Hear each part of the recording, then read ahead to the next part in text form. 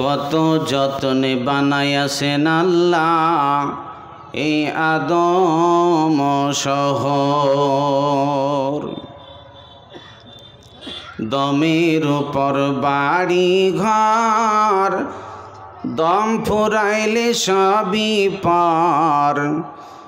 কত যত্নে বানাইয়াছেন আল্লাহ এই আদম শহর। 360টি হাড়ে জোড়া,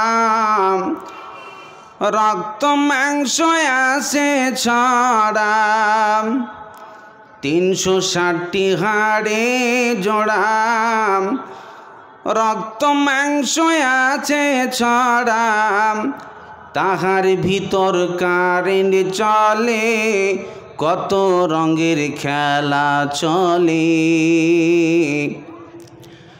রাখিসনি খবর, দমের উপর বাড়ি ঘর। দম ফুরাইলে সবই পার। কত যত্নে বানাইয়াছেন আল্লাহ এই আদম শহর। যতই কোড়াও আড়ার খড়ি, বন্ধ হইবে দমের ঘড়ি। যতই কোড়াও আড়ার খড়ি, বন্ধ হইবে দমের ঘড়ি। মইরা গেলে যাইবি কবরে, রাখিসনি খবর। দমের উপর বাড়ি ঘর, দম ফুরাইলে সবই পার। কত যত্নে বানাইয়াছেন আল্লাহ এই আদম শহর। আপামর জনসাধারণ কর্তৃক নির্বাচিত আজকের আয়োজিত সভার যোগ্যতম সভাপতি, মঞ্চে উপস্থিত মুআজ্জাজ ওয়া মুকাররম উলামায়ে কেরাম, উপস্থিত কোরআন হাদিস পিপাসু মুসলিম শ্রোতাবৃন্দ, পর্দার এক প্রান্তে অপেক্ষামান সর্বগুণে গুণান্বিতা সতী সাধবী আমার মাখালা বোনেরা, সর্বপ্রথমে প্রতিপালকের দরবারে শুকরিয়া আদায় করছি, যিনি আজকের আয়োজিত সভাকে সাফল্যমণ্ডিত করবার সুযোগ করে দিয়েছেন। আমরা সকলেই কোরআন হাদিসের প্রেমে চুম্বক আকর্ষণে রহমতের মাহফিলে এসেছি। প্রতিপালক তিনি এই তৌফিক এনায়াত করেছেন। তাই প্রথমত মাবুদের দরবারে কলেমাতুশ শুকর আদায় করি। সকলেই বলুন আলহামদুলিল্লাহ। এত আস্তে চলবে না, মোহাব্বতের সাথে জোরে সোরে সমস্বরে আওয়াজ দিয়ে আবারও বলুন আলহামদুলিল্লাহ। তারপরে আমাদের সকলের শেষ নবী, আখিরি নবী, ইমামুর রসুল, রাইসুল আম্বিয়া, আহমদি মুস্তাফা, মুহাম্মদি মুস্তাফা, সকলেই বলুন সাল্লাল্লাহু আলাইহি ওয়াসাল্লাম। তিনার উপর অগণন শান্তির ধারা অবতীর্ণ হোক। আল্লাহুম্মা সাল্লি আলাইহি, আল্লাহুম্মা বারিক আলাইহি। সম্মানিত সুদীপ, কোরআনে কারীম থেকে কয়েকটি আয়াত আপনাদের সম্মুখে পড়েছি, রাসূল পাকের একটি হাদিস পড়েছি। কোরআনের আয়াত এবং হাদিসকে কেন্দ্রবিন্দুর মধ্যে রেখেই আলোচনা রাখব ইনশাআল্লাহুল আজিজ। যদিও সংক্ষিপ্ত সময় আমি ভূমিকা মোটেই টানব না। আপনারা যারা বসেছেন, যতক্ষণ আমি আলোচনা করব আপনারা আমার দিকে অ্যাটেনশন হন। সকাল 7টায় বেরিয়েছি আর আপনাদের এখানে পৌঁছাতে প্রায় 6টা হয়ে গেল, সন্ধ্যা 6টা। তাহলে সময় কিন্তু কম লাগে নাই। এত লম্বা সময় দিয়ে সকালবেলায় আমার মাদ্রাসায়, যদিও মাশাআল্লাহ দাওরায়ে হাদিস মাদ্রাসা, ওখানকার আমি প্রধান শিক্ষক। আমার মাদ্রাসায় 5 জন এবার ছেলে পাগড়ি পাবে। আল্লাহ তাদেরকে কবুল করুক, বলুন আমিন। আমি সকালবেলায় দ্রুত পরীক্ষা সেরে, জানি দেরি করলে যাওয়া যাবে না, দ্রুত পরীক্ষা সেরে আমি 7টার দিকে আগেই পাড়ি দিয়েছি। এসে সন্ধ্যায় 6টায় আপনাদের কাছে আমি সাক্ষাৎ করতে পেরেছি, মাশাআল্লাহ। তো এত দূর পাড়ি দিয়ে আপনাদের কাছে এসেছি, যদিও আপনাদের এলাকায় আমি নতুন, আমি পলাশিতে এসেছি, দেবগ্রামে এসেছি, আপনাদের এই সাইডে আমি আসিনি, যার কারণে অত্যন্ত সংক্ষিপ্ত সময়ের ভিতরে তথ্যবহল কিছু আলোচনা আপনাদের সম্মুখে আলোচনা রাখবো। যে আজকে কোরআন হাদিসের আলোচনা চলে, মৌলবীরা ওয়াজ নসিহত করে, কিন্তু পরিবর্তন দেখা দিচ্ছে, কথা বলতে হবে, দেখা দিচ্ছে না। এই যে এই মাসে আপনারা দেখেছেন, যুবক ছেলেরা ভালো করে জানবে, পাঠানের এই যে গান বাজনা ছেলেপেলেরা কীভাবে উন্মাদ জানেন তো আপনারা। সিনেমার আপনারা দেখবেন শো দেখতে গিয়ে সিট ফাঁকা নাই, 1500 কোটি টাকা প্রায় ইনকাম করে ফেললো। আর এগুলো কার টাকা? সবই আপনার, যার মাধ্যম দিয়ে 1 টাকা 5 পয়সার কোনো জ্ঞান পাওয়া যায় না। এরকম জায়গায় জাতির ভিড়, আর যেখানে আসলে বলে আল্লাহর রহমত পাওয়া যাবে, এখানে আসে বটে, কিন্তু মানসিকতা ভালো নাই। সম্মানিত সুধী, যাই কারণে কোরআন হাদিসের কথা আমরা শুনি আর যুগ যুগান্তর ধরে আমরা শুনে আসছি, কিন্তু পরিবর্তনের ভাবমূর্তি দেখা যায় না, তাহলে পরিণাম খারাপ হবে, এটা দেখাবো ইনশাআল্লাহ। ছোট্ট করে প্রথমে একটা উদাহরণ আপনাদের সম্মুখে পেশ করব। আগে প্রথমত আপনাদেরকে বুঝতে হবে, একজন মুটকু দিন দিন মুটিয়ে যাচ্ছে, তো দেখছি সমস্যায় পড়ে গেছি, ডাক্তারবাবুর কাছে গেল, দেখেন তো আমার সমস্যাটা কি, এত মুটিয়ে যাচ্ছে কেন? ডাক্তারবাবু প্রেসক্রিপশন লিখে দিল, প্রেসক্রিপশন নিয়ে ঔষধের দোকানে গেল, ঔষধের দোকানে যায় বলছে, ভাই দেখো তো সমস্যাটা কি আমার, কি লিখেছে ডাক্তার? ও প্রেসক্রিপশন হাতে নিয়ে বলছে, এমন তো কিছু লেখা নাই, তোমার তো সমস্যা নাই, তবে একটা সিস্টেম এখানে আমি দেখতে পাইছি, তাতে তুমি যে মোটা হচ্ছ দিন দিন, তাতে তোমাকে খাওয়া কমাতে হবে। কি বলেছে তাহলে? ডাক্তারবাবু লিখেছেন, তোমাকে এই মুটকু ভাবটা কমাতে গেলে, মোটাটা কমাতে গেলে, ডাক্তার যে সিস্টেমটা এখানে লিখেছে, তাতে ডাক্তার বলেছে সকালে 2টো রুটি খাবে আর সন্ধ্যায় 2টো রুটি, আর খেতে পাবে না। তো এখন মুটকু বলছে, ঠিক আছে বুঝলাম, সকালে 2টো রুটি খাবো আর সন্ধ্যায় 2টো রুটি, তো ভাত খাওয়ার আগে না পরে? এবারটা কি প্রেসক্রিপশন বুঝতে পেরেছে? জোরে বলুন, পেরেছে? পারে নাই। তো এখন এই যদি প্রেসক্রিপশনই না বোঝে, তাহলে কিয়ামত পর্যন্ত একে যদি প্রেসক্রিপশন ঔষধ বেটে বেটে খেলানো হয়, পরিবর্তন হবে? আর মোটা ভাব কমবে, জীবনও কমবে না। আপনি সারা জীবন জালসা শুনছেন, কে বলে আব্দুর রাজ্জাক আসবে, কে বলে মিজানুর রহমান আসবে, কে আরও সাংঘাতিক বক্তা আসবে, জনতার ভিড়, কিন্তু কিয়ামত পর্যন্ত আজ আপনি শুনতে আছেন, পরিবর্তন দেখা দিয়েছে? জোরে বলুন, দেখা দিয়েছে না। আপনি যেমন পাপ করছেন, যেমন গুনাহ করছেন, ওরকমই আছেন, তাহলে লাভ কি? এবার একটা ছোট করে আপনাদের কাছে উদাহরণ পেশ করব। দেখবেন থানাতে আমি যখন পাসপোর্ট করি, তো আমাদের গঙ্গারামপুর থানাতে আমি গেলাম, পুলিশ ডাকলো, এরপরে ভেরিফিকেশনের জন্যে সেখানে যাই, দেখছি থানার এক পাশে অনেকগুলো গাড়ি, দেখবেন মোটর বাইক রাখা থাকে না, অনেকগুলো গাড়ি রাখা আছে, যেই গাড়িগুলো জং ধরে গেছে, কোমর পর্যন্ত গাছ গেজে গেছে গাড়ির উপরে। দেখেছেন আপনারা? দেখবেন যাই দেখবেন থানাতে দেখবেন অনেকগুলো গাড়ি জমা রাখা আছে, পুলিশও চালায় না, আপনাকেও চালাতে দিবে না। সমস্যাটা কি? তাহলে এই গাড়িগুলো বহুদিন ধরে রাখা আছে, জং ধরে সরে যেতে চায়, এই গাড়িগুলো এইভাবে থানায় পুলিশ ধরে রেখেছে কেন? চলাতে দেয় না কেন? গাড়ির কাগজ ঠিক নাই, এগুলো বেআইনি গাড়ি হওয়ার কারণে, গাড়ির কাগজপত্র ঠিক না থাকার কারণে এইভাবেই কিয়ামত হয়ে যাবে। গাড়ির উপর দিয়ে পুলিশও চালাবে না, আপনাকেও রোডে চালাতে দেবে না।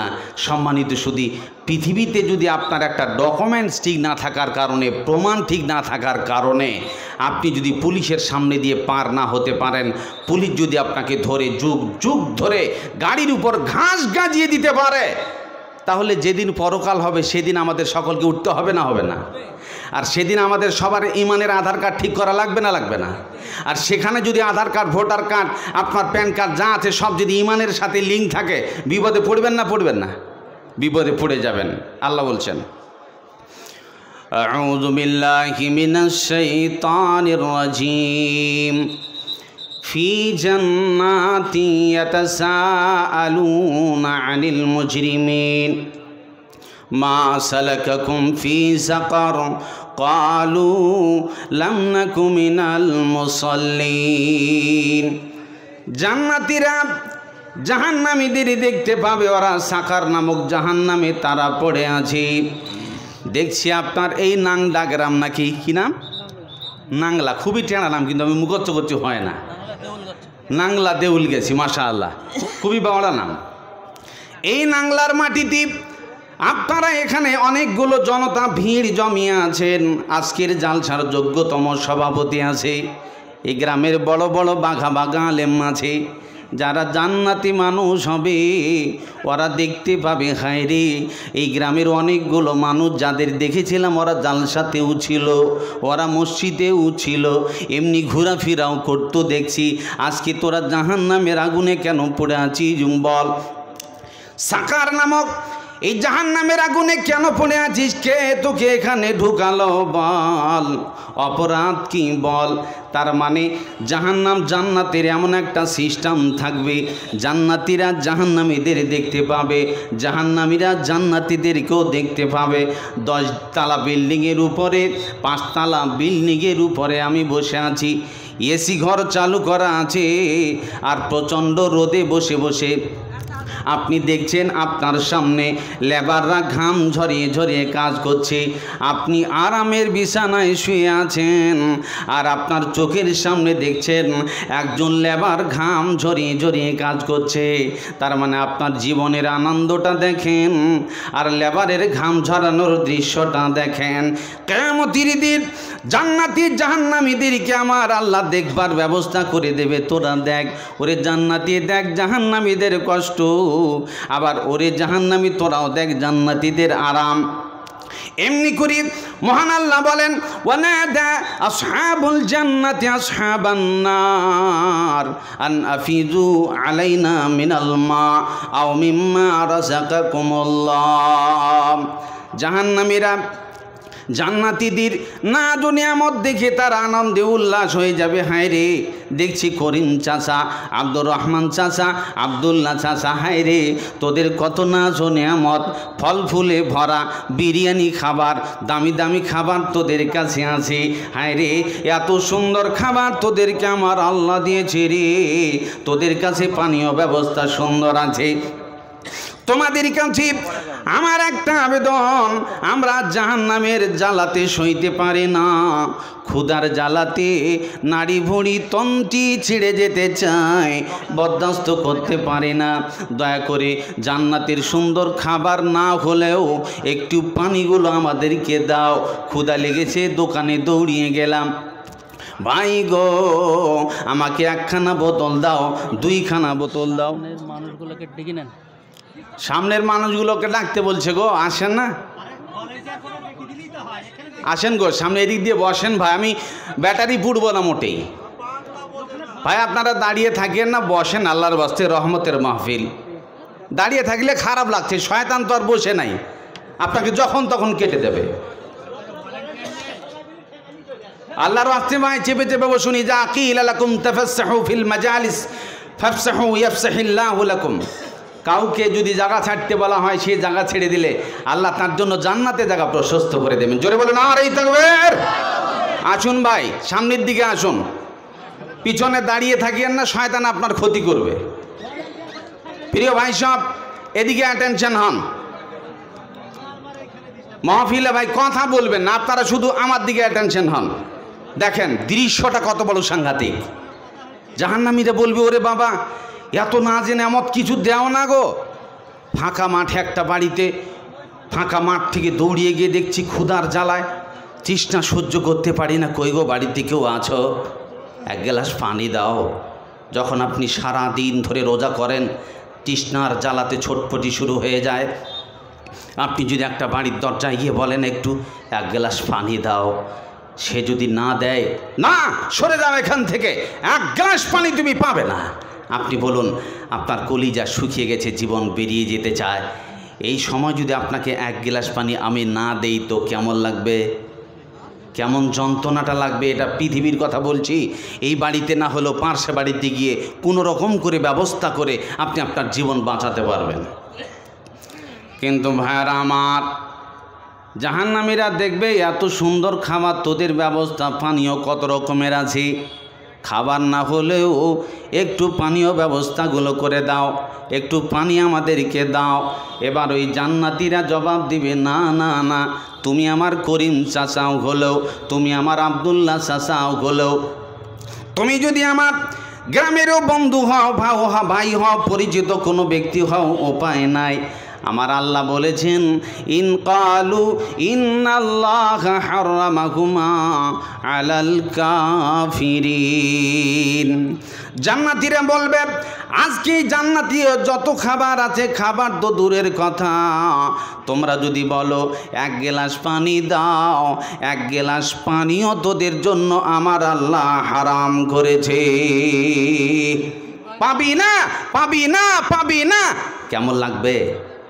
সে সময় আপনি তৃষ্ণার জ্বালায় ছটফট করছেন, পানি দাও, পানি দাও, আর যার কাছে পানি আছে সে দিচ্ছে না। কত ব্যথা লাগে আপনার জীবনে। কোনো বাড়ির দরজায় গিয়ে যদি 10 টাকা চান, সে যদি ধুৎকার করে তাড়িয়ে দেয়, কেমন কষ্ট লাগে, কত অপমান লাগে। ভিক চাইলাম 10 টাকা দিল না গো, এত কষ্ট। এই যন্ত্রণার শিকার হয়ে সারা জীবন ওই বেদনা নিয়ে খুঁজতে খুঁজতে অনেকজনাও পরিবর্তন হয়ে যায়। এত কষ্ট দিয়েছে, এক গ্লাস পানি পাওয়া যায় না, 10 টাকা ভিক্ষা পেলাম না গো, আমার বাড়ির পরিচিত লোক হওয়ার পরেও এত দুঃখ, এত কষ্ট। আপনি একটু অনুমান করেন, পৃথিবীতে দেখলে পরকালের রহস্যটা বোঝা যায়। ভাইয়ারা আমার, তাহলে পরে আমার আল্লাহ যেখানে কোরআনের আয়াতের ভিতরে বলছেন জান্নাতীরা জাহান্নামীদেরকে দেখবে, জাহান্নামীরাও জান্নাতীদেরকে দেখতে পাবে। জান্নাতীরা দেখবে, তোরা এত কষ্টে আছিস, কি তোদের দুরবস্থা। তবে একটি প্রশ্ন তোদের কাছে আমাদের, ওরে বল বল, আজকে এত নির্দয়ভাবে, নির্মমভাবে, কঠিন পরিস্থিতিতে জাহান্নামের আগুনে পড়ে আছিস কেন বল? জাহান্নামীরা জবাব দিবে, সবাই একটা উত্তর শুনে রাখেন, কথা আমার নয়, আল্লাহ নিজেই বলেছেন, আজকে জাহান্নামের কঠিন স্থানে পড়ে আছি। এর মূলত প্রধানতম কারণ হলো লাম নাকু মিনাল মুসাল্লিন। প্রথম কারণ হলো, প্রধানতম কারণ হলো আমরা পৃথিবীতে নামাজি ছিলাম না। 1 নম্বর আপনার মুখ থেকেই উত্তর, কেন জাহান্নামে পড়ে আছিস? হ্যাঁ, একই যে গ্রামে ঘুরছিলাম, একই গ্রামে চলাফেরা করছিলাম, তুই জাহান্নামে জ্বলছিস কেন? আপনি নিজেই জবাব দেবেন। জাহান্নামে আসার মূলত কারণ হলো নামাজ যে পড়ি নাই। মৌলবীরা বলছিল কান দেই নাই। ভাইরা আমার, এই জাহান্নামের আগুনে যুগ যুগ ধরে, বছর কি বছর ধরে এইভাবে পড়ে থাকবেন। আপনার পক্ষে কে কথা বলবে? নবী বলে এটা আমার উম্মত নয়, নবী আপনার পক্ষে কথা বলবে না, কেউ আপনার পক্ষে কথা বলবে না। ওই জাহান্নামে দীর্ঘদিন ধরে পড়ে থাকবেন। খালিদিনা ফিহা আবাদা, চিরন্তন, চিরজীবন আপনি জাহান্নামের আগুনে পড়ে থাকবেন, কেউ আপনাকে বাঁচাতে পারবে না। আপনি মোটর বাইকের মতো, পৃথিবীতে থানায় অনেকগুলো মোটর বাইক যেরকম পড়ে আছে, তাদের কাগজ ঠিক ছিল না, এই জন্যে থানায় পুলিশ এইভাবে বাইকগুলোকে গাছ গাজিয়ে দিয়েছে। ঠিক তেমনি করে আপনি পৃথিবীর বুকে কোরআনের আমল ঠিক নাই, নামাজের আমল ঠিক নাই, রাসূলের হাদিসের আমল ঠিক নাই, জাকাতের আমল ঠিক নাই, দান খয়রাতের আমল ঠিক নাই। আপনার জীবনে ইমানের যত প্রমাণাদি আছে কোনো কিছু ঠিক নাই। এগুলো প্রমাণাদি, এই কাগজপত্রগুলো পৃথিবীতে চলার জন্যে, চলাফেরা করার জন্যে ঠিক না করার কারণে কিয়ামতের দিন বছর কি বছর ধরে জাহান্নামের আগুনে আপনি পড়ে থাকবেন, কেউ বাঁচাতে পারবে না, পারবে না।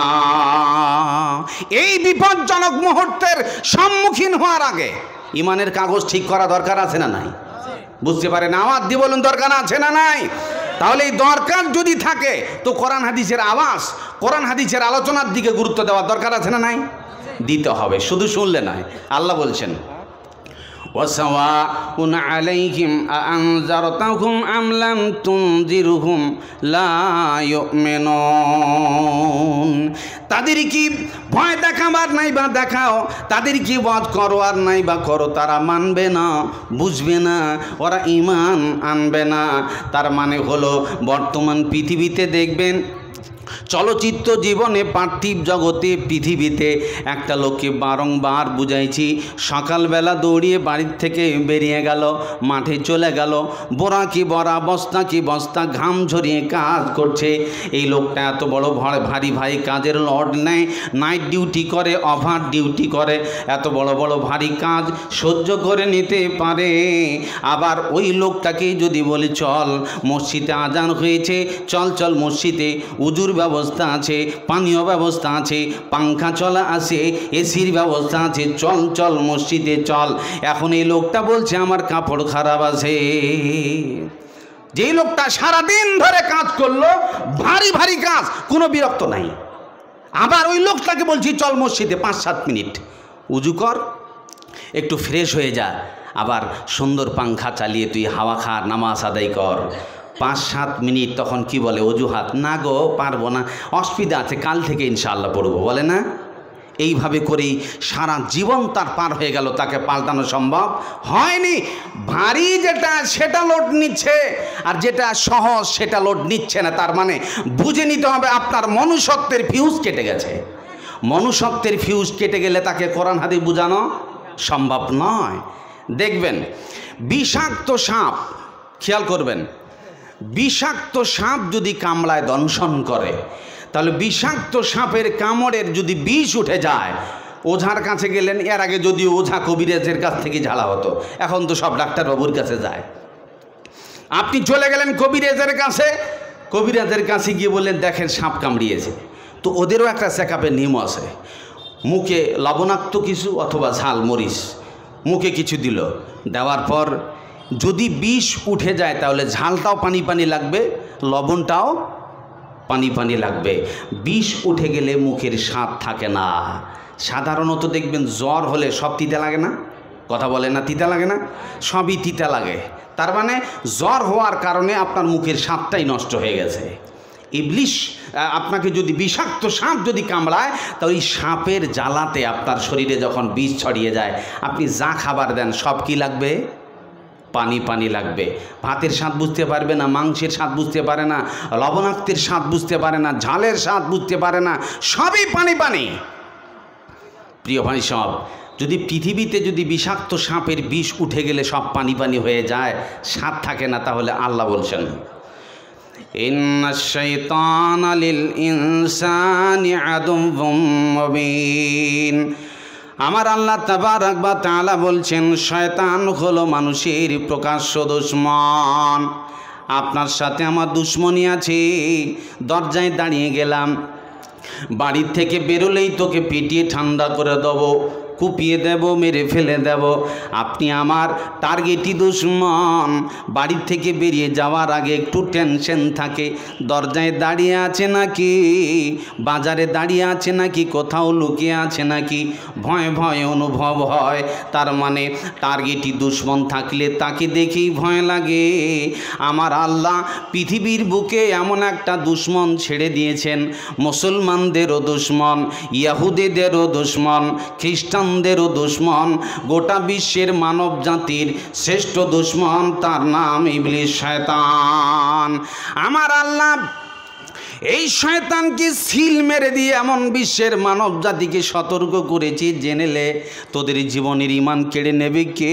তার নাম ইবলিস শয়তান। তোকে জাহান্নামে নিয়ে যাবে কে? তার নাম ইবলিস শয়তান। তোকে মিথ্যা বলাবে কে? তার নাম ইবলিস শয়তান। তোকে ঘুষ খাওয়াবে কে? তার নাম ইবলিস শয়তান। তোকে সুদ খাওয়াবে কে? তার নাম হলো ইবলিস শয়তান। আল্লাহ বলছেন শুনে লাও, ইবলিস হলো মানুষের প্রকাশ্য দুশ্মন। জেনে লাভ, এই ইবলিস নামক বিষাক্ত সাপে যেই ব্যক্তির ইমানে কামড় মেরেছে, সর্বপ্রথম তার ইমানের স্বাদ নষ্ট হয়ে যায়। ইবলিস যদি আপনার ইমানে ঠোকর মেরে দেয়, তাহলে আপনার ইমানের স্বাদ নষ্ট হয়ে যায়। ফলে আপনাকে হাজারো বুঝাই সাওয়াউন আলাইহিম আনজারতাহুম আম লাম তুনদিরহুম লা ইউমিনুন। ইবলিসের বিষাক্ত জীবাণু নিয়ে যদি আপনি আপনার ইমানের দেহকে চালান, কিয়ামত পর্যন্ত তাকে পাল্টানো সম্ভব নয়। ওয়াজ করো আর নাই করো, কাজ একই হবে। সম্মানিত সুধী, আমাদের ভিতরে ইবলিসের কামড়া আছে না নাই? কথা বলে না, আছে না নাই? তো ইবলিসের বিষ দাঁত নিয়ে যদি আপনি এই ইমানি দেহটাকে নিয়ে চলাতে যান, তো মসজিদ যাওয়া সম্ভব? জোরে বলুন, সম্ভব না। কি ব্যাপার? কোরআনের কথা বলছে, ভালো লাগে না, তার মানে ইবলিসের বীজ আছে। মসজিদ যেতে মন করে না, তার কারণ হলো ইবলিসের বিষ আছে। কি ব্যাপার? মাদ্রাসায় পড়তে ইচ্ছা করে না, ছেলে দিতে ইচ্ছা করে না, কোরআন তেলাওয়াত করতে ইচ্ছা করে না, কারণ হলো আপনাকে ইবলিস কামড়িয়ে ফেলেছে। ইবলিস যদি আপনাকে কামড়িয়ে নেয়, তাহলে আপনার সমস্ত ইমানের স্বাদ নষ্ট হয়ে যাবে। কোরআন পড়েন, তিতা তিতা লাগবে। নামাজের কথা বলেন, তিতা তিতা লাগবে।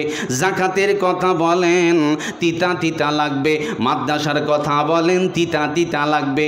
হালাল খাওয়ার কথা বলেন, তিতা তিতা লাগবে।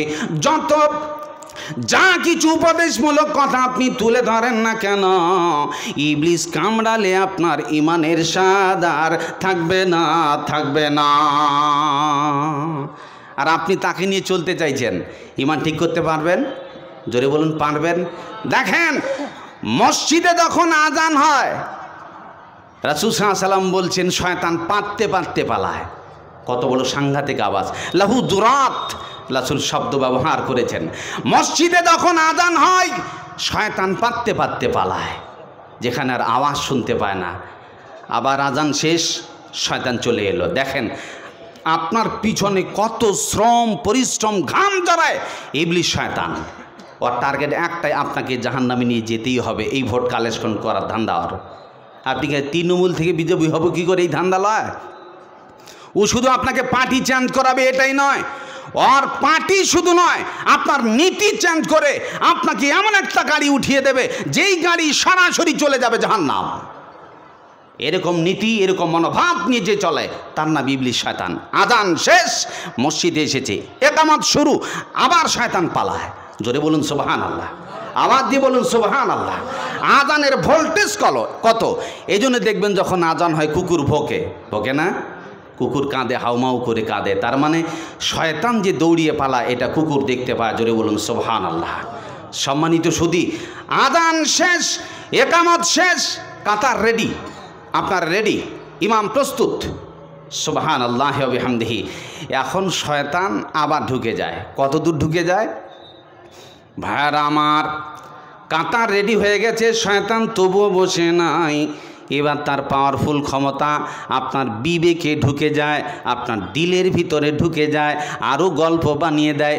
উযকুর কাজা বা কাজা, এগুলো স্মরণ করো। বলে কি স্মরণ করবি? বউয়ের কথা ভাবতে লাগো, ছেলে মেয়ের কথা ভাবতে লাগো, দোকানের কত টাকা লাভ ক্ষতি হলো হিসাব করতে লাগ। এজন্য দেখবেন নামাজ পড়তে পড়তে পড়তে পড়তে এমন মনোভাবগুলি আসে, জীবনে চায়ের দোকানে ওগুলো আসবে না। এমন মনোভাব আপনার ভিতরে এসে যায়, এমন এমন গল্প আপনার স্মরণে এসে যায়, আপনি জীবনে কল্পনাও করবেন না। এত বড় গভীর জগতে আপনাকে পৌঁছে দেয়, আপনি চলে গেলেন সেই জগতে। এটা ভাব না। হ্যাঁ, এই গল্পটা চিন্তা কর না। ছেলে কি করবি? সবাই চাকরি পেয়ে গেল, কি করবি? কি বলেন, ঠিক না? এইভাবে করতে করতে 3 রাকাত কি 4 রাকাত সন্দেহে পড়ে গেল। এখন আপনার গাড়ি গোলমাল হয়ে গেছে, গোলক ধাঁধায়। 3 হলো না 4? হ্যাঁ, 3 হলো না 4?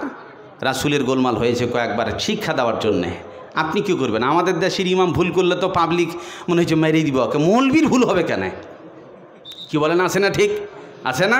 এই স্বভাব আছে মৌলবীদের, ভুল দ্বারাই স্বভাবগুলো বন্ধ করুন। ভতে ভুল মানুষের হবেই হবে, কিছু করার নেই। দেখবেন বুখারীর একটা সাংঘাতিক হাদিস, বিশ্বনবী মুহাম্মদ রাসূলুল্লাহ, আগে বলুন সাল্লাল্লাহু আলাইহি ওয়াসাল্লাম, তিনি নামাজে দেরি, ইকামত শেষ, কাতার রেডি, রাসূল সাল্লাল্লাহু আলাইহি ওয়াসাল্লাম আল্লাহু আকবার বলবেন, সঙ্গে সঙ্গে স্মরণ এসে গেল, আমি জুনবি আছি। তার মানে নাইট ফলসে যেটা হয় সেটাকে জুনবি বলে, স্বামী স্ত্রী মিলামেশায় যেটা হয় সেটাকে জুনবি বলে। বড় নাপাকি মানে এটাকে গোসল ছাড়া দ্বিতীয় কোনো পদক্ষেপ নেই সুস্থ ব্যক্তির জন্যে। দেখেন আপনি তো সাধারণ মানুষের কথা বলেন গো, বিশ্বনবী মুহাম্মদ সাল্লাল্লাহু আলাইহি ওয়াসাল্লাম কাতারে রেডি, ইমামের জায়গায় রেডি, এমন সময় তিনি আল্লাহু আকবার বলবেন আমি জুনবি আছি, সর্বনাশ হবে কি? আপনি কি করতেন? মানে আমাদের দেশের লোক কী করতো, যদি খালি মৌলবি নামাজে দাঁড়িয়ে যদি খালি এই কথা বলতো, সর্বনাশ আমি তো গোসলই করিনি গো, আপনারা একটু দাঁড়ান তো। তখন পাবলিক কী বলবে, কোন শালা মৌলবি, হে শালাকে পিটা, এইভাবে গড়মড় করে মসজিদে চলে আসি, হ্যাঁ বলবে না?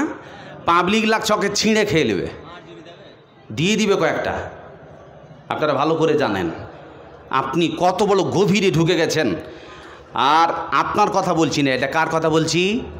বিশ্বনবী মুহাম্মদুর রাসূলুল্লাহ বলুন সাল্লাল্লাহু আলাইহি সাল্লাম। তিনার সমস্যা দেখেন, স্মরণ পড়ে গেল, এই আপন আপন কাতারে দাঁড়িয়ে থাকো। রাসূল সাল্লাল্লাহু আলাইহি সাল্লাম মুসাল্লার থেকে সরে গেলেন। যদিও আপনার স্মরণ পড়ে মসজিদে যে আমি জুনবি আছি, গোসল করি নাই, তাহলে দ্রুত আপনাকে বেরিয়ে আসতে হবে, আর থাকা যাবে না। মনে হয় বুঝাতে পারেনি, দ্রুত বেরিয়ে আসতে হবে, আর দেরি করবেন না। রাসূল সাল্লাল্লাহু আলাইহি সাল্লাম দ্রুত বেরিয়ে গেলেন এবং গোসল করে ইমামের জায়গা দাঁড়ালেন। বলুন সুবহানাল্লাহ। সাহাবীদের কোনো মন্তব্য নাই, নবী মানুষ গো, আপনার এরকম হবে কেন? কোন একটা সাহাবী এরকম কথা বলেছে? কথা বলে না, বলেছে না, কোনো সাহাবীর মন্তব্য নাই। রাসূল সাল্লাল্লাহু আলাইহি ওয়াসাল্লাম প্রকাশ্য মাহফিলে, প্রকাশ্য মসজিদের সামনে ইমামতির জায়গায় এসে দাঁড়ালেন। রাসূল সাল্লাল্লাহু আলাইহি ওয়াসাল্লাম ভিজা মাথা দিয়ে টপ টপ করে পানি পড়ছে, জোরে বলে আর এই থাকবে। আর রাসূল সাল্লাল্লাহু আলাইহি ওয়াসাল্লাম গোটা বিশ্বের মানব জাতিকে শিক্ষা দিলেন, যদি ভুল হয়ে যায় স্মরণ হলে আর যেন ভুলটা না থাকে। বুঝতে পারেন নাই?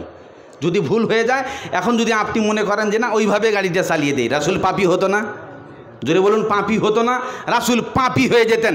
রাসূলের জীবনে পাপ হয়নি, অনেকগুলো ভুল হয়েছে, এগুলো আপনাকে শেখার জন্যে। সুবহানাল্লাহ ওয়া বিহামদিহি। যার কারণে সম্মানিত সুধী, এরকম আপনার জিন্দেগিতে যদি ইমামের কোনো দিন এরকম ভুলভাল হয়, টর্চারিং করা যাবে? জোরে বলুন, যাবে? রাকাত গোলমাল হলে কিছু বলা যাবে না।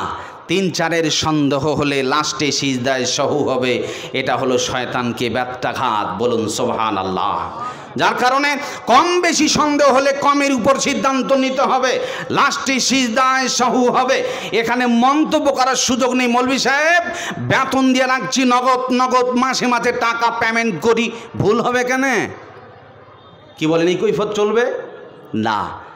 ভাইরা আমার, এজন্যে জেনে রাখবেন ভালো করে, ইবলিস যদি আপনাকে কামড়িয়ে দেয়, আপনাকে স্মরণ করে আপনাকে ভুল বুঝিয়ে ভুল রাস্তা ধরিয়ে জাহান্নামে নিয়ে যেতে চায়, আর ওই জায়গাতে বিশ্বনবী তার হাদিস পিটিং করে তার সমাধানের ব্যবস্থা করে দিয়েছে। যতদিন পর্যন্ত আপনার হৃদয়ের সাথে ইবলিস মিশে থাকবে আর আপনি পথ অবলম্বন করবেন, আপনাকে হাজারো বক্তা নিয়ে এসে বক্তব্য দেওয়ান, কোনোদিন তাকে পাল্টানো যাবে না। লা ইউমিনুন, ওরা মানবে না, ঈমান আনবে না, ইম্পসিবল, অসম্ভব।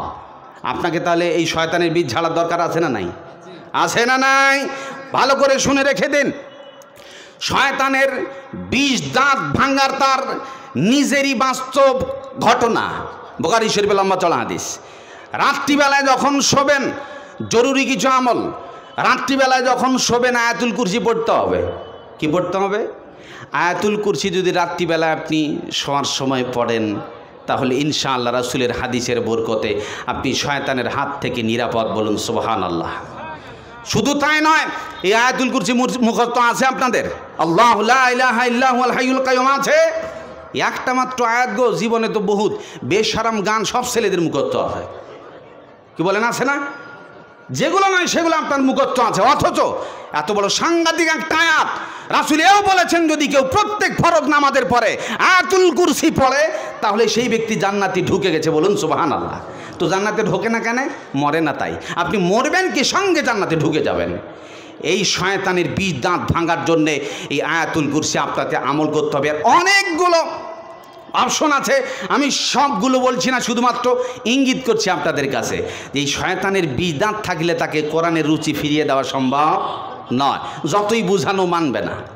ভাইয়ারা আমার, এই জন্যে জেনে রাখবেন যদি শয়তানের বীজ দাঁত রেখে রেখে রেখে রেখে রেখে রেখে যদি কিয়ামতের দিন উঠে যান, আমার আল্লাহ তাবারাক ওয়া তাআলা তিনি বলেন, আপনার মতো মানুষ, গ্রামের মানুষ, গঞ্জের মানুষ, টাউন বন্দরের মানুষ, অনেকগুলো নারী সহ যত জাহান্নামী হবে, দলে দলে দলে দলে এদেরকে জাহান্নামের আগুনে নিয়ে যাওয়া হবে, নিক্ষেপ করা হবে।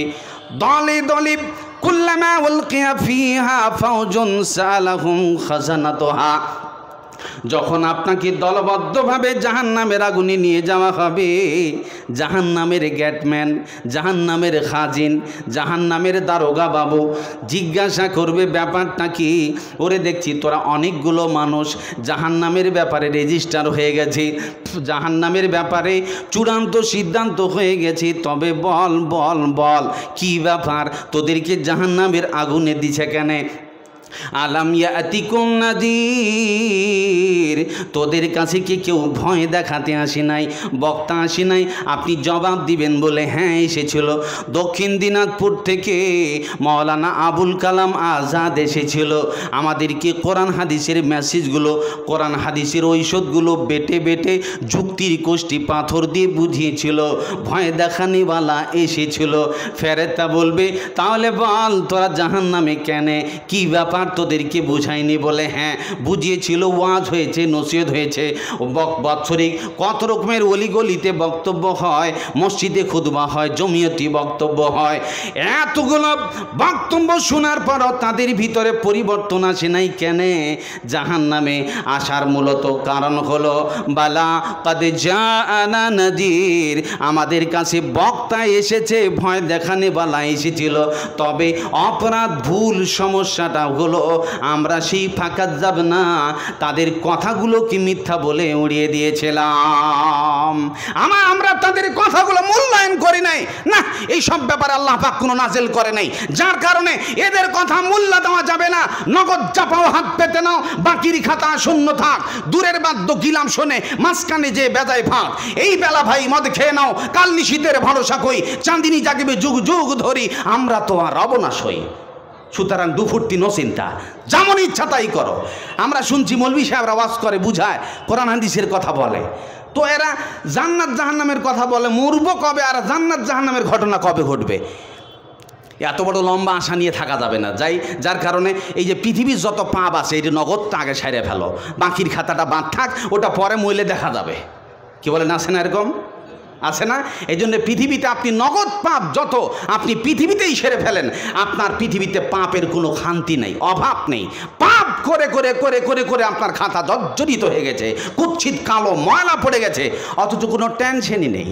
সম্মানিত সুধী, দেখেন বর্তমান পৃথিবীতে যখনই আলেমরা দিনের কথা বলতে যায়, জনগণ তাদেরকে বলে প্যাকপ্যাকানি, এদের কথা শুনে লাভ নেই, কত শুনবি, এরা বলবে, এদের কথা এরা বলে যাবে, আর আমাদের কাজ হলো আমরা শুনে যাব।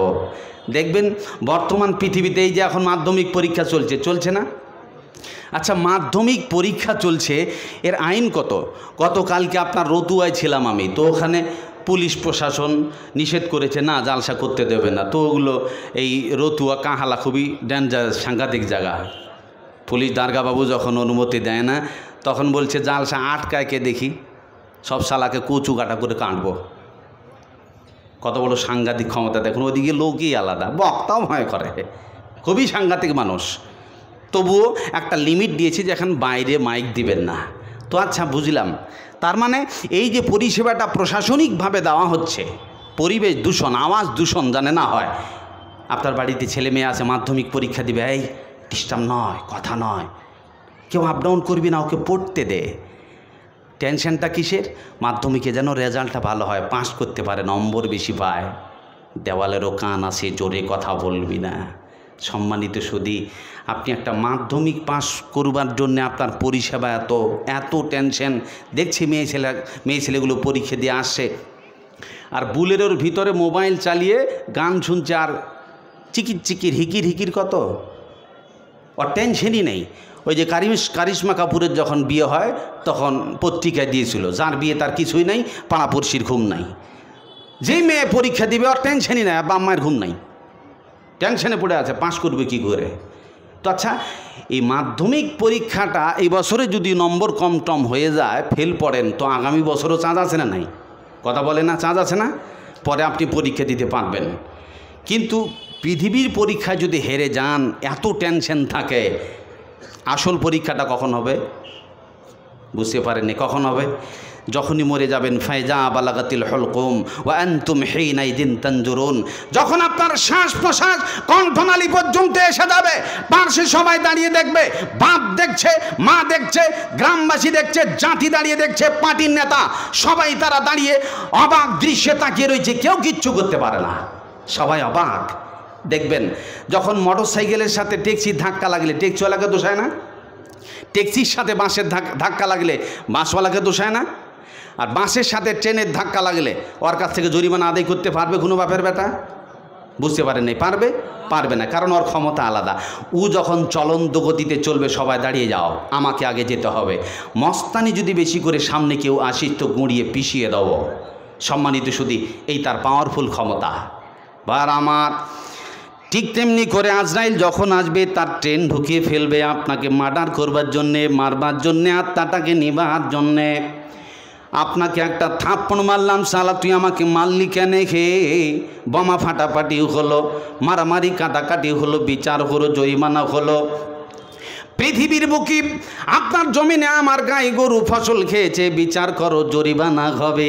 কিন্তু জেনেলেন, যখন আজরাইল তার মৌতের গাড়ি নিয়ে আসবে, পার্শ্বে বাম্মা গ্রামবাসী সবাই দাঁড়িয়ে আছে, ফট করে আপনার জীবনের বাতিখানা নিভিয়ে দিয়ে আজরাইল আপনাকে অ্যাক্সিডেন্ট করে দিয়ে চলে গেল। বিশ্বের কোনো মানুষ আজরাইলের বিরুদ্ধে পদক্ষেপ নিতে পারবে নাকি বলো? যদি বলুন পারবে? এই পাওয়ারফুল ক্ষমতা আল্লাহ আজরাইলকে দিয়েছে।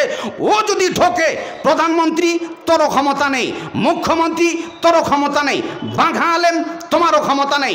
গোটা বিশ্বে ডাক্তার ব্যারিস্টার সবাই দাঁড়িয়ে থাকবে, চোখের সামনে আজরাইল এসে আপনার এই সুন্দর জ্বলন্ত বাতি থেকে, আপনার এই সুন্দর দেহ থেকে এই পিটপিট পিটপিট করে যে জীবন্ত গাড়িটা চলছে নিভিয়ে দিয়ে নিমেষেই চলে যাবে। গোটা বিশ্বে হাউমাউ করে আত্মনাদ করে কাদাকাটি হবে, কিন্তু পদক্ষেপ নেওয়ার ক্ষমতা, আন্দোলন তোলার ক্ষমতা কারো নাই। জোরে বলো না, আর এই থাকবে।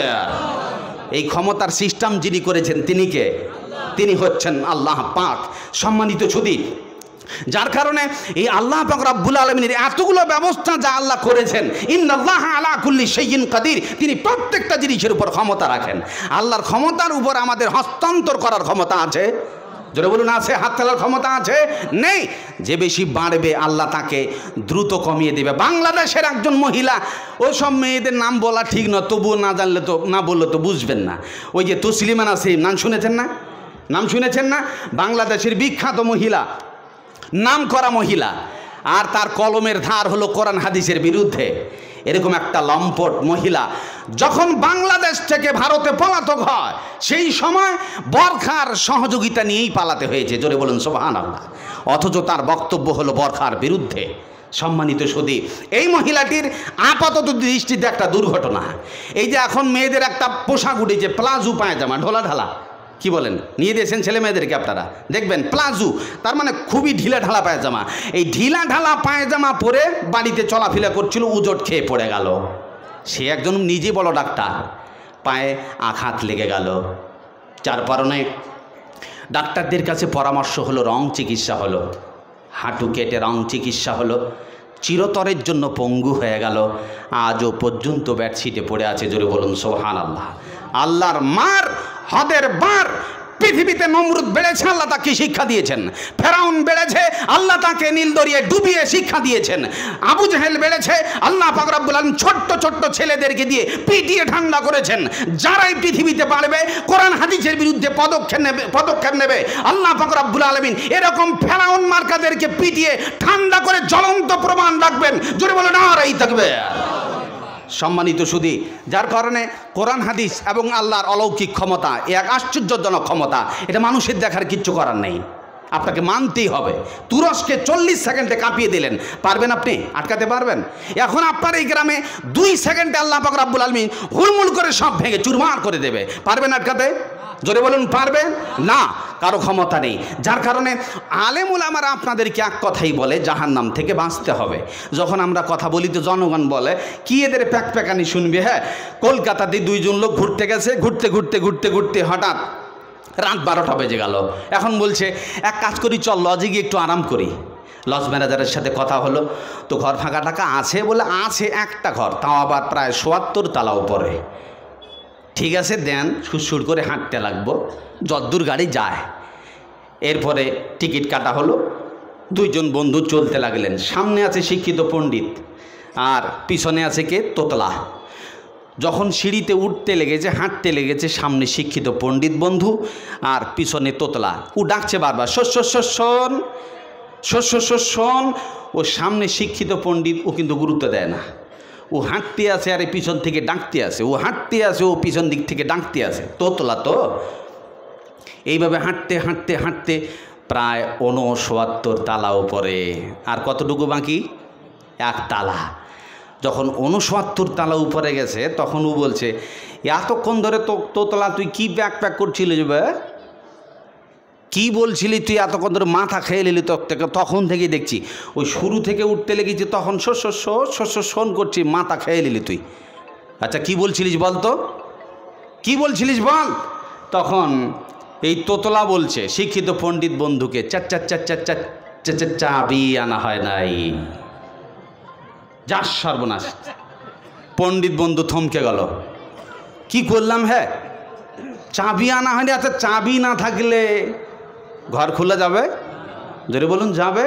চাবি আনা হয় না। হায় রে, এক তো 12টা পর্যন্ত হয়রানি, আবার 69 তালা পর্যন্ত পায়ে হেঁটে হয়রানি।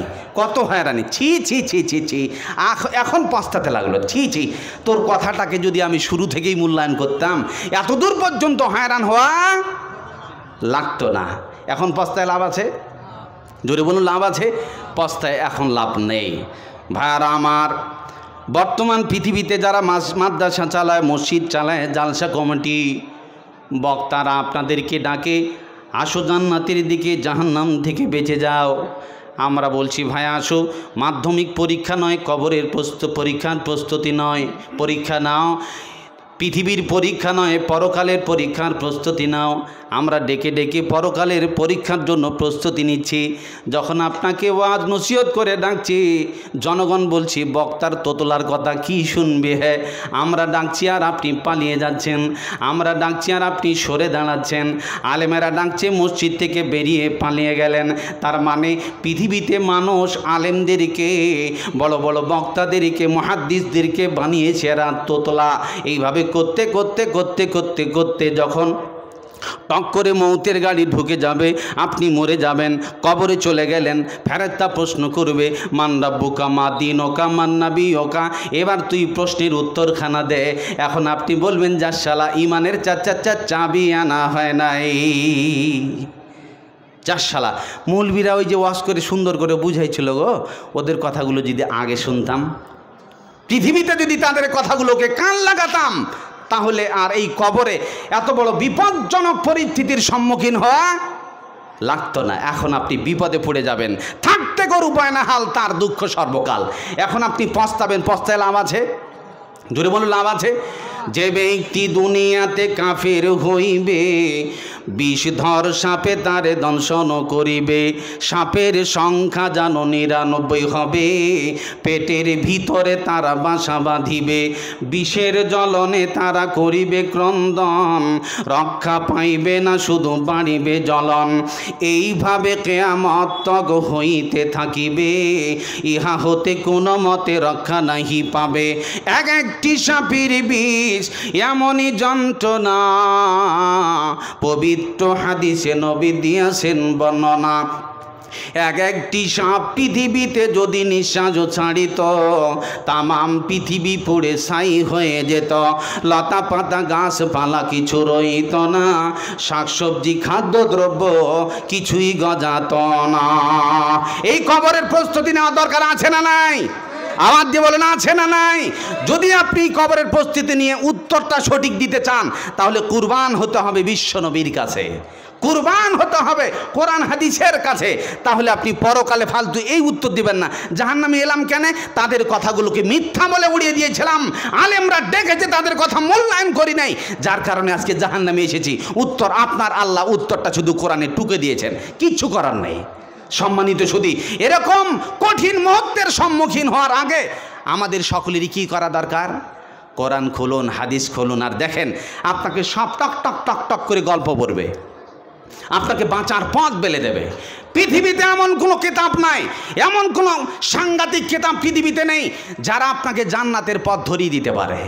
একমাত্র বিশ্বনবী মুহাম্মদ সাল্লাল্লাহু আলাইহি ওয়াসাল্লাম, যার কথা আপনি একবারও স্মরণ করেন না, সেই মুহাম্মদ রাসূলুল্লাহ সাল্লাল্লাহু আলাইহি ওয়াসাল্লাম কিয়ামতের দিন ভীষণ বিভীষিকাময় দিবসে আল্লাহর দরবারে সেই দাঁড়ে পড়ে বলবেন, ইয়া রাব্বি করিম, ইয়োর অনার, মহামান্য আদালত, আমার এই উম্মতগুলোকে সসম্মানে জান্নাত দেওয়া হোক। জোরে বলুন সুবহানাল্লাহ। আল্লাহ বলবেন, হে মুহাম্মদ সাল্লাল্লাহু আলাইহি ওয়াসাল্লাম, মাথা উঠাও, কি বলবে বলো, কি চাই? সসম্মানে তোমাকে যাদের যাদের আবেদন তুলবে তাদেরকে জান্নাত দেওয়া হবে। বলুন সুবহানাল্লাহ। সম্মানিত সুধী, যেই নবীর কথা আপনাকে ভালো লাগবে না, সেই নবী আপনার পক্ষে পরকাল আপনার জন্য লড়তে লড়তে, দৌড়াতে দৌড়াতে, সুপারিশ করতে করতে রাসূলের দৃশ্যটা দেখেন। এই নবীর কথা একবারও আপনি ভাবেননি। আপনি যদি রাসূলের কথা না মানেন, তাহলে প্রথমত পৃথিবীতে আপনাকে অপমানের জীবন, লাঞ্ছনার জীবন, গঞ্জনার জীবন কাটতে কাটতে পৃথিবীতে হবে জাহান্নামের টুকরা, পরকাল হবে বিপদ। বিশ্বনবী মুহাম্মদ সাল্লাল্লাহু আলাইহি ওয়াসাল্লাম জীবনে যা বলেছেন, কোনো কথা কেউ মিথ্যা প্রমাণ করতে পেরেছে? জোরে বলুন, পেরেছে? না। রাসূল সাল্লাল্লাহু আলাইহি ওয়াসাল্লাম বলে গেছেন প্রায় 1450 বছর আগে, মা তারাকতু বাদি ফিতনাতান আদাররা আলার রিজাল মিনান নিসা। রাসূল বলে গেছেন, পৃথিবীর বুকে আমি একটা বিপদ ছেড়ে গেলাম, সাংঘাতিক বিপদ। বিপদটার নাম কি? সেটি হলো নারী। নারীরা, পুরুষরা নারীর কাছ থেকে ক্ষতিগ্রস্ত হবে, নারীর কারণে পুরুষেরা পাপ করবে। দেখেন, আপনি স্কুলে যাবেন, মেয়েদের পোশাক ঠিক নেই, রাস্তাঘাটে চলবে পোশাক ঠিক নেই, গ্রামে চলে পোশাক ঠিক নেই, দেওয়ারের কাছে পোশাক ঠিক নেই, বন্ধুদের কাছে পোশাক ঠিক নেই, গোটা পৃথিবী চলাফেরা করে, অথচ তার কোনো সেন্সই নেই, তার কোনো মন মানসিকতায় এতটুকু নেই। রাসূল সাল্লাল্লাহু আলাইহি ওয়াসাল্লাম কোরআন হাদিসে কি বলছেন, যার কারণে রাসূল সাল্লাল্লাহু আলাইহি ওয়াসাল্লাম যেই কথা বলে গেছেন প্রায় 1450 বছর আগে, সেই কথা যদি আপনি আজ মূল্যায়ন করেন, তাহলে পাই পাই করে বুঝিয়ে নিতে পারবেন রাসূলের কথা বিজ্ঞানসম্মত, রাসূলের কথা বাস্তব সত্য। যার কথাকে ভুল প্রমাণ করবে বিশ্বে কেউ নাই। এই রাসূলের কথা এড়িয়ে গেলে পৃথিবীতে অসম্মান, অপমান হবেই হবে। 1 মিনিট, এই যে একটা তার এখানে দেখেন, উপরে কভার আছে, ভিতরে দুটো কভারই তার আছে, একটা নেগেটিভ আর একটা পজিটিভ। উপরের কভার এবং নেগেটিভ পজিটিভ এই দুটোকে মিলিয়ে আল্লাহ পাক রব্বুল আলামিন এমন একটা সিস্টেম করেছেন, ওয়া খালাকনাকুম আজওয়াজা, তোমাদের আমি জোড়া জোড়া সৃষ্টি করেছি। উপরের কভার, ভিতরে দুটো নেগেটিভ পজিটিভ তার মিলিয়ে বৈজ্ঞানিক সহযোগিতা নিয়ে এখানে সুন্দর আলো হয়েছে, মাইকের আওয়াজ সুন্দর হচ্ছে। এখন আপনি বলেন, এই জায়গাতে উপরের কভার ছিঁড়ে দিলাম, নেগেটিভের কভার ছিঁড়ে দিলাম, পজিটিভের কভার ছিঁড়ে দিলাম, নেগেটিভ আর পজিটিভ দুটোর কভার ছিঁড়ে দিয়ে যদি এক জায়গায় লাগিয়ে দেই, আলো জ্বলবে না আগুন? বুঝতে পারেন না, কি জ্বলবে? আগুন জ্বলবে। এখানে আর আলো জ্বলা সম্ভব নয়, কারণ যেই সিস্টেম কোরআনে সেই সিস্টেম বিজ্ঞানে, যেই সিস্টেম কোরআনে বিজ্ঞান সেই সিস্টেম নিতে বাধ্য। যার কারণে আপনি যদি মনে করেন যে আমরা কোরআন হাদিসের ফর্মুলা বাদ দিয়ে চলবো, না, বরকা পরবে, পর্দা করে চলবে, মানে স্বাধীন জীবন চাই, এরকম মনোভাব নিয়ে যদি আপনি চলেন, তাহলে দেখবেন বর্তমান পৃথিবীতে জীবনেও কোনো দিন জেনার আগুন, জ্বালানো আগুন বন্ধ করা সম্ভব নয়। যেখানে চাওয়া উচিত, যেখানে দরকার ছিল শান্তির আলো, ওই জায়গাতেই কোরআন হাদিস বাদ দিলে হবে জাহান্নামের আগুনের আলো, সম্ভব নেই বাঁচবে পৃথিবীতে। যার কারণে কথার নাম লতা। আমি এতটুকু আপনাদেরকে বোঝাতে চাচ্ছিলাম যে বর্তমান পৃথিবীতে মানুষের কাছে কোরআন হাদিসের মেসেজ দেওয়া হয়, পরিবর্তন নেই কেন, জাতি পরিবর্তন হচ্ছে না কেন? তার মূলত হলো বড় 20 দাঁত ইবলিসের আছে, এটা আপনাকে এই জীবাণু সরাতেই হবে। এবং